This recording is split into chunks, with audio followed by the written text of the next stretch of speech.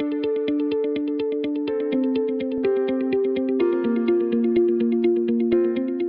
guys, I'm Anna Rose Bain, and I'm so delighted to be sharing an intimate glimpse into what it's like to attend one of my workshops. This portrait demo was painted over the course of 2 mornings during a recent workshop I taught in South Africa. The model is Cecilia, the daughter of our wonderful workshop organizer, Toledo Willer of Workshops in SA. Because the setting was outside on a patio adjacent to the restaurant at the game lodge where we stayed, you get to hear all of the wonderful ambient noises, including birds, frogs, the wind, and of course, the sounds of clanging dishes and the busy waitstaff working the restaurant. What's fun about this demo is that you can also hear my interactions with the students while they ask questions and pick my brain during the whole painting process. I love this because it sets the stage for lots of fun stories and anecdotes from my almost 20 years of experience as a professional oil painter. So, grab a notebook or sketchbook to follow along, and I hope you enjoy.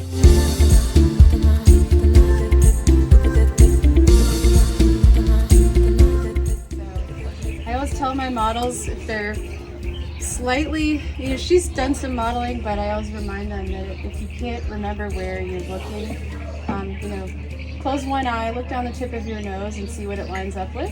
And do the same thing with your other eye. Call it the nose check.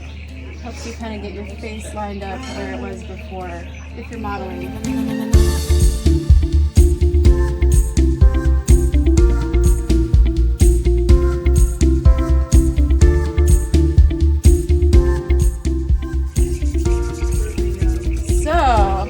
I feel like with this portrait, because she's got her brunette hair, she's got the really warm colored brown stones behind her, I'm going to just start with the predominant color that I'm seeing up there, which is a brown. And that's going to give me a head start. So I'm going to tone my canvas. I've got transparent oxide red and Viridian to make it not quite as hot.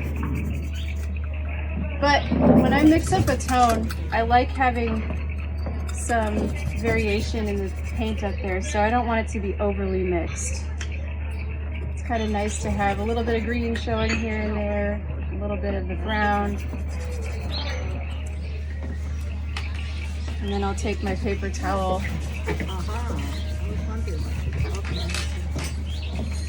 and just wipe it down.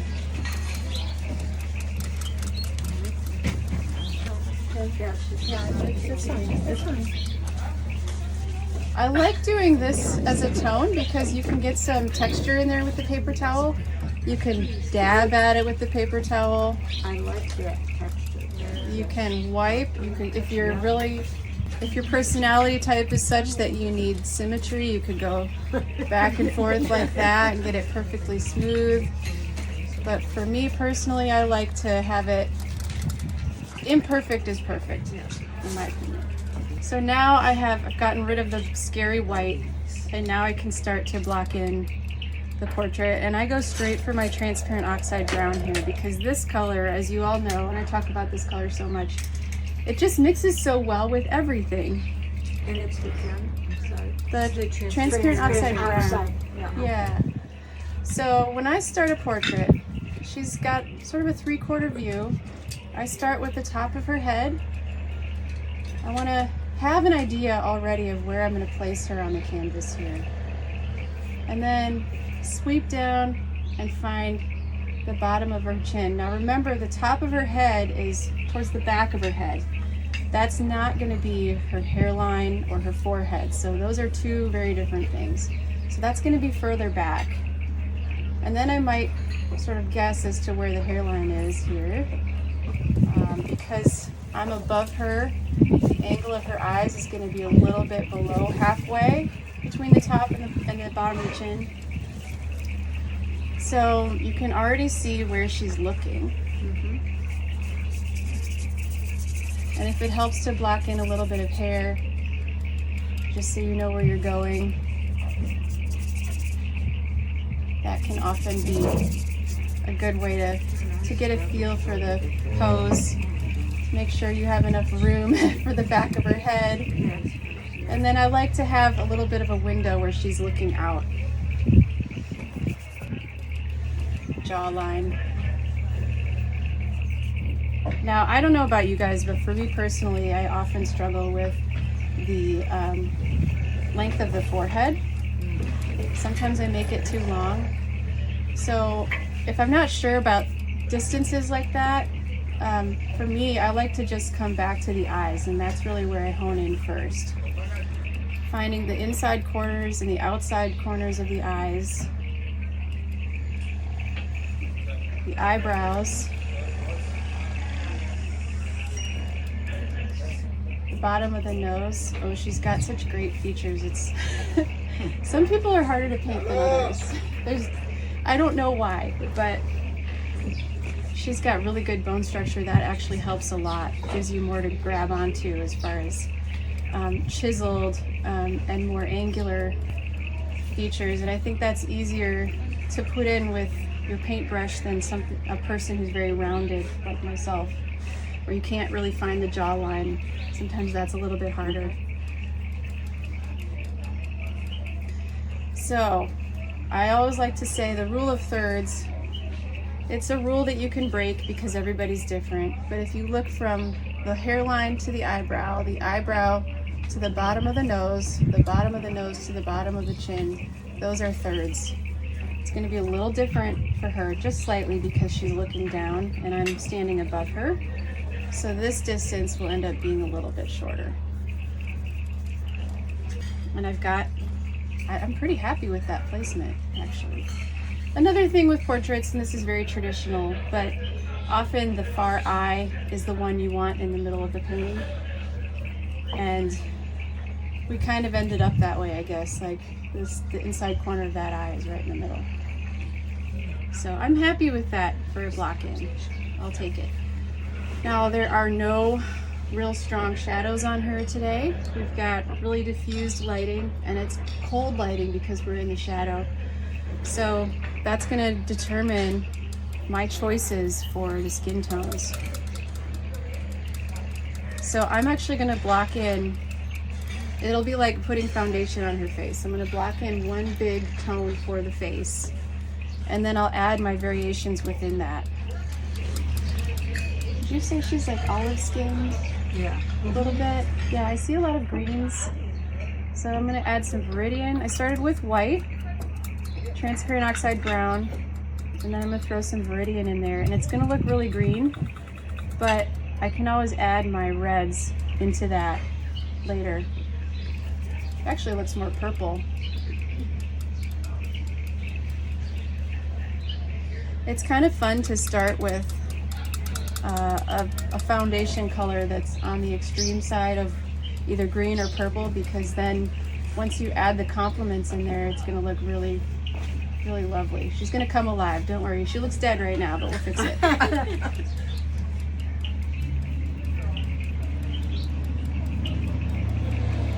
Even in this stage, you know, you're trying to get it to look human.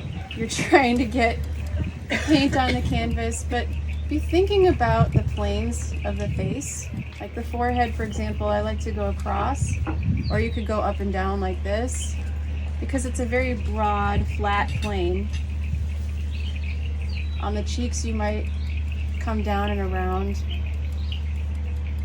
The chin, you might come across. And the nose, I like to go kind of at an angle, indicating where that plane of the side plane of the nose is. Because even if you're working with the same color all the way across, your brush strokes are three-dimensional. And you'll be able to see that. So the direction that you go with your brush really makes a difference.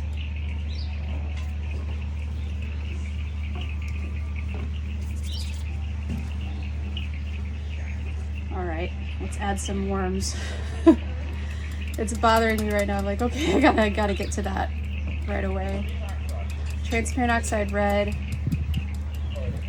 I have quinacridone magenta on here, and I feel like that's going to be a lovely color for some of the pinks in her face.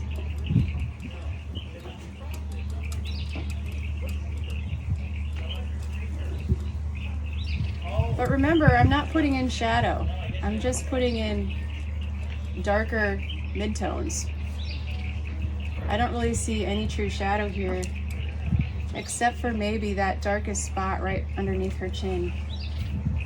So everything is essentially in the light. And when we paint darker or lighter values, they're not shadows or highlights, they're plane changes.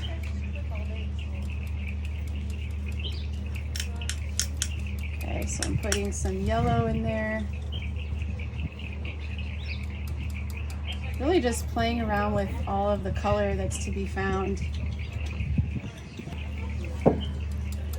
And I'm nowhere near where I could go as far as my darkest dark or my lightest light. But I like to put that in fairly early on in the painting, just so I know how far I can go in either direction. 9 minutes, thank you. So again, I don't have black on my palette. I do like to have an ivory black, but for the sake of speed, we'll just do transparent oxide brown and ultramarine. Those birds really don't want me to. They're giving me their opinions already. It's too soon. Just give me another 20 minutes. Oh, I was just going to identify what that was. A pink crown. Huh? Pink crown. There's a pink crown. This is through the sound.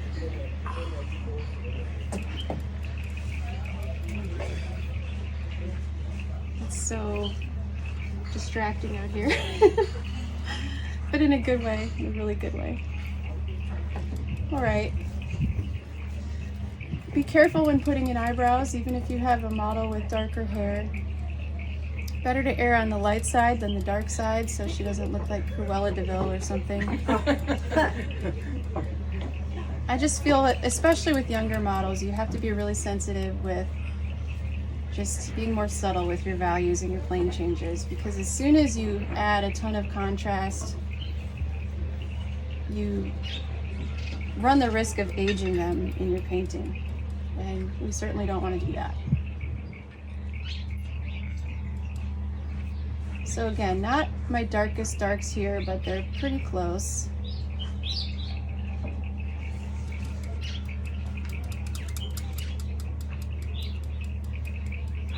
The plane change under her nose, if you squint down on this side of the face, there's really hardly a shadow at all. I'm going to start amethyst here, because I see a lot of purple. You guys see that? Mm-hmm.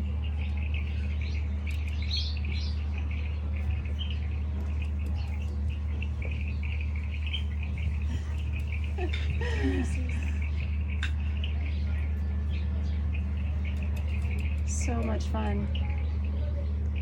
Now, before I go too far into the mouth, this is another one of my terrible tendencies, is I always make the philtrum, which is that upper lip area right here, I always make that too long. And so I want to make sure that I have the length of her nose correct before I go into that or do too much with the mouth. So I call it the triad here, the eyes and the nose. Really nailing that first is going to be essential to getting the rest of those distances correct. And there's a couple ways you can make those judgments. One is to look at this parallel here at there's always like a little angle here at the eye. And usually it's somewhat parallel with this angle on the nose. So you can look for that distance right there. It's different on everybody. When I put that in, I'm realizing maybe her nose could come up just a hair on this side.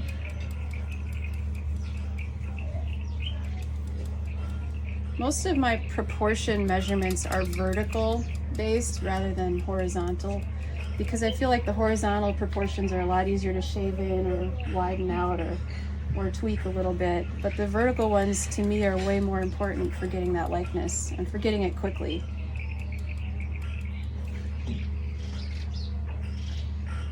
You guys have any questions at this point? Crickets. Actually, frogs. Looking frogs, yeah. Looking frogs. Frogs. Are you thinking ahead to when, are you gonna, like, I'm gonna leave the background as it is since it already is such an accurate reflection of the color behind her and then bring her forward? Is that what It's a how you're great going? question. Yeah, I am thinking about the background, maybe not at this exact moment, but when I set her up here, I had her sitting next to the aloe plant because the plant color is almost exactly the color of her eyes. Oh, And so I wanted to have some kind of a color harmony there in my background. So I am going to have the browns in the background, but I'm also going to try to pull in some of those blue greens. Is that green that you just put on there? No, that was actually just my black that I mixed up with the transparent brown and ultramarine blue. Okay, so you have ivory black on your I palette? do not have ivory black on my palette. What is it? You just said you're black. My black that I mixed up is transparent oxide brown and ultramarine blue. Okay, all right. And I actually like that better than ivory black. I hate ivory black. I don't even. Well, you got to find the right brand. Some brands are more opaque, and those tend to dry and get that crusty, like Crusty, silvery color on. look. Yeah. Yeah. But if you get Sennelier, they're more transparent, and that's a good brand for ivory black. Or I just discovered. Have you heard of peach black? No. Sennelier makes this color peach black. It is the darkest black I've ever seen, but it's also more transparent. So great color if you want to just put in like a punchy dark That doesn't kill the painting. that doesn't kill or Payne's until gray, you varnish it. Yeah. I'd be happy with Payne's gray kind of doing the same thing. Well, yeah, Payne's gray is very dark, but it's so blue that if it mixes with anything, that blue comes out real strong. So, Oh, okay. See, I haven't noticed that. I put red in it. Something well, red. that would work. And Yes. then it, Yeah. beautiful. To just tone down the So, blue. so yes, it is. what makes it, what you just said, bluish? You putting white in it? The Payne's gray. Yeah. Yeah. Any lighter value will bring out the Okay. blue Yeah, for sure. I use I use blue. Yeah.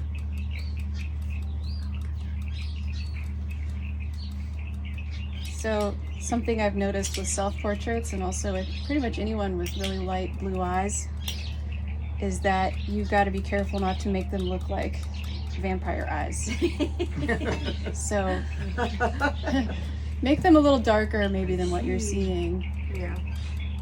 because that can be, it's a delicate balance, right? She's doing great. She's in the zone. Oh, right, that's right.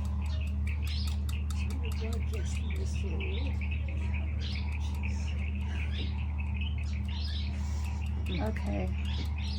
I'm looking for the bottom of her lower lip there because that does tend to cast a shadow, or at least it's a deep enough plane change that you can latch onto that for your drawing and your proportions.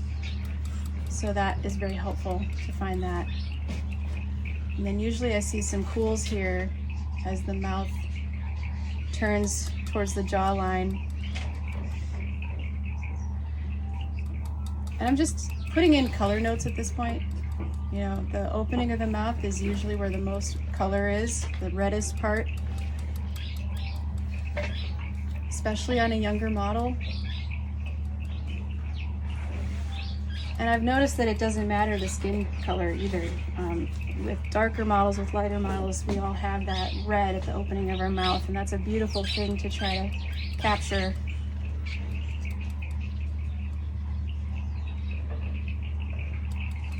So I did it again. I made her forehead too broad. Because I'm looking over this whole thing, I'm like, okay, what adjustments can I make just before that timer goes off? And I'm going to shave in the hair.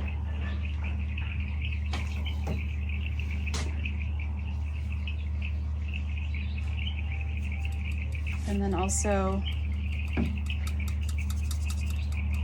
get some color up there. And more opaque paint. Let's cover this canvas. And now that I put that up there, her skin tone looks really cold, so that's going to be the next thing I work on. All right, you can take a break. Good job.